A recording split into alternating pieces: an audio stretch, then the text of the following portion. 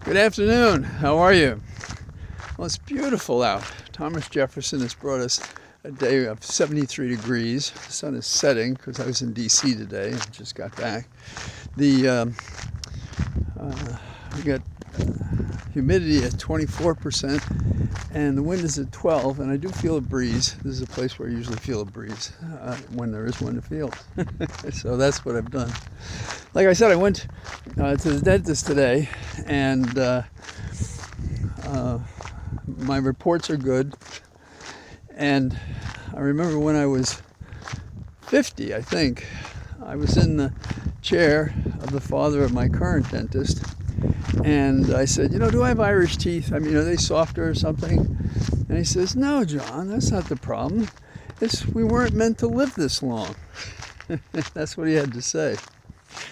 And today I was in that office, and I spoke to one of his assistants, his son's assistant, and what she told me, I've circulated in a separate video, and what she said was that 18 to 24% of the patients are anxious that they get in their medical visits as soon as possible because they're afraid by the end of the month they'll lose their job and lose the coverage.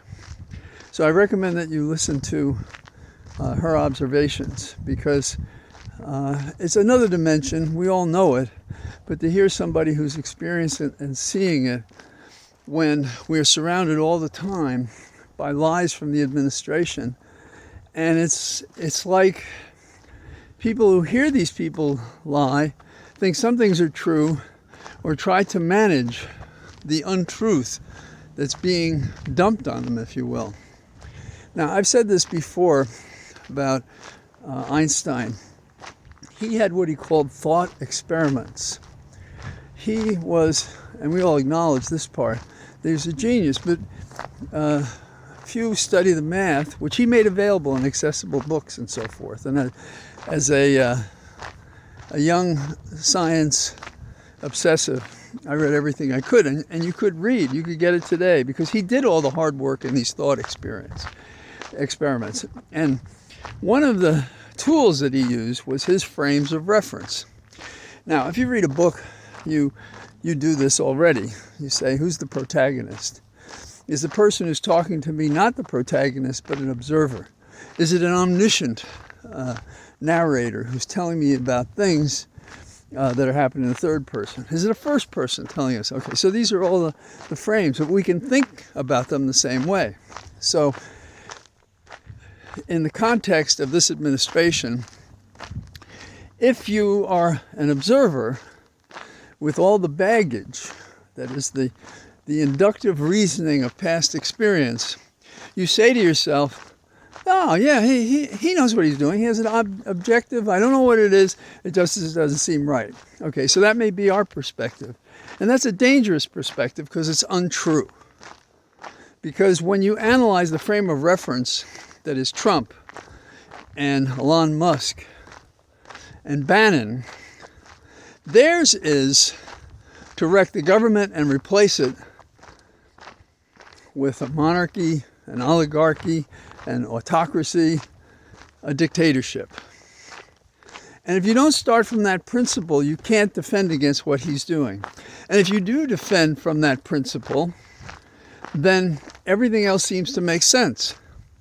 Because the frame of reference for us as an observer on the outside, disagreeing with Trump, who would destroy our republic and our democracy, and who wants to be a dictator and has been moving like mad for 60 days to become that dictator, if we don't understand that, we can't defend ourselves. And right now, we're in the fight for our democratic lives because the courts are resisting by the law, by the facts, and it's very public, and it's compromising the path that this triumvirate, if you will, wants to take to the objective, which is to tell us what we're to do. So Trump asks, how may I destroy this government so that I may have my own beholden to me? And as history shows us, when he gets to that point, first he's already gotten rid of his voters. He just continues to lie to them. Oh no, this is going to work. Just be patient. It's not going to work. And we have hosts saying things like, "Well, what is he going to do? He told the voters such and such." This presumes the voters are able to do anything, and if you lull them into a sense of passivity, you miss what the Constitution was saying when it said "we the people." So Trump lies to achieve his goal, whatever lie fits in the moment. And so he's a little like, you go to pawn something, you go to a pawn shop, and the guy behind the counter tells you things, lies. The next day you come in, he has different lies. Okay, Trump may have 3 lies in a single day. They're meant to confuse people, to push them away. And if you don't understand this rhetorical abasement of those he would lull into a sense of passivity or persuade to tolerate something he's doing, then you're already lost. And yes, let's take Schumer, a wonderful man, brilliant man, tied to Wall Street in so many unstated ways. I'm a big fan of his, have always been. When I heard he was going to fight the CR, continuing resolution, I thought that's the man I know. That's the Schumer that I worked as a special counsel for when he was in the House before he went to the Senate. So why am I so comfortable saying that Trump is set forth to do what he's doing in my belief? So he says, think of it this way. What if he were to be in a frame of reference? We're inside his head, and we're thinking as he thinks, if you want to call it that. And he says, you see, I'm disrupting the government. Mission accomplished, not all the way there yet. I'm firing people.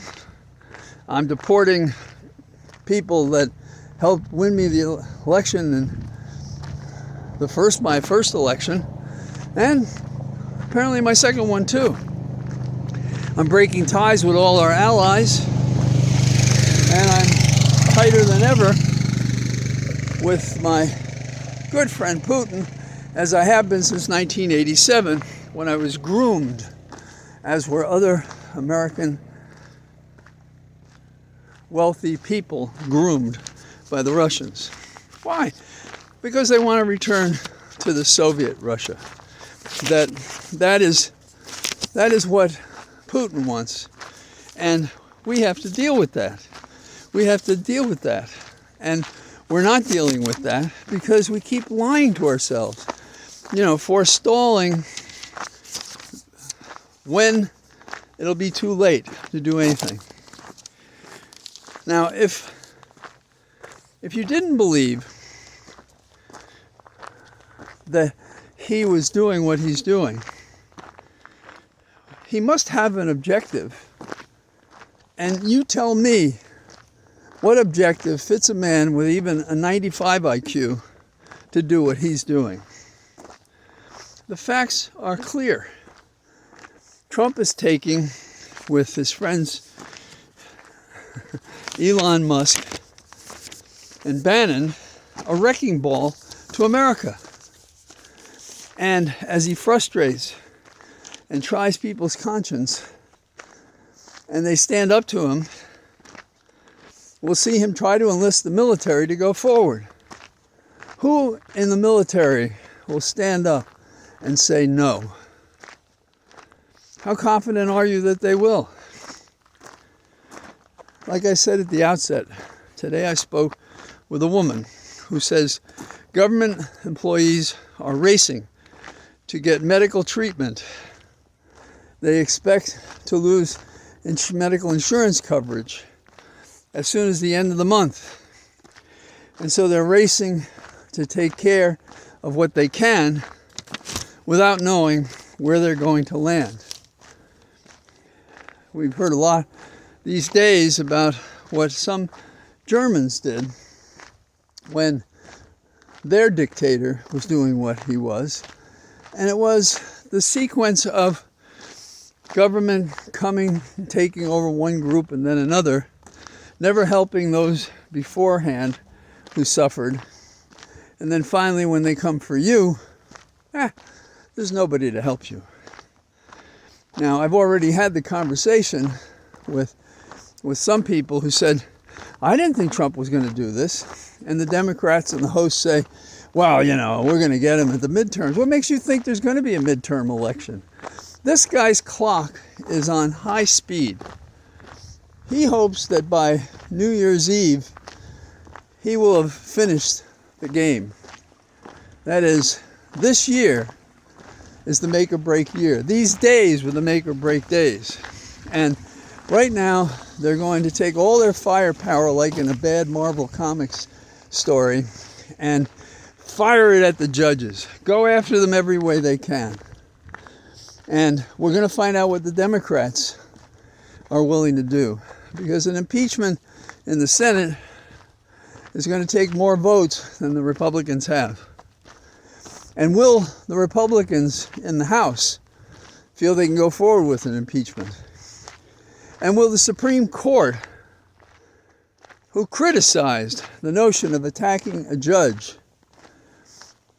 with impeachment and removal and these kinds of things, were warned that the proper way is to appeal an order, not to try to throw out the judge. And the misstatement of facts of the case, whatever the case, including this one involving deportation, which is at the top of the pile right now, because it is the slamming confrontation of the Constitution and a dictator trying to have us ignore even his own papers and his own representations, his own words and his own acts, and his own timeline. And if we lose that battle, we've lost a big battle with the effort to resist and preserve our democracy. So, on March 28th, I posted a notice that if you're anywhere in Northern Virginia, you should come to this meeting at this, I believe it's Alien, I posted it before. I'm a panelist, I'm not running it, but the idea is to come out and talk about and with those who are hurt and what we can do going forward. Try to answer questions. There'll be representatives from the federal employees, as there are very many federal employees, as you might expect, in Northern Virginia. So, that's what I got. And here I am on the trail toward spring. A little more tints of green and colors coming out. More animals roaming around. And so I say goodbye until tomorrow from my Cathedral of Trees. All the best. Bye-bye.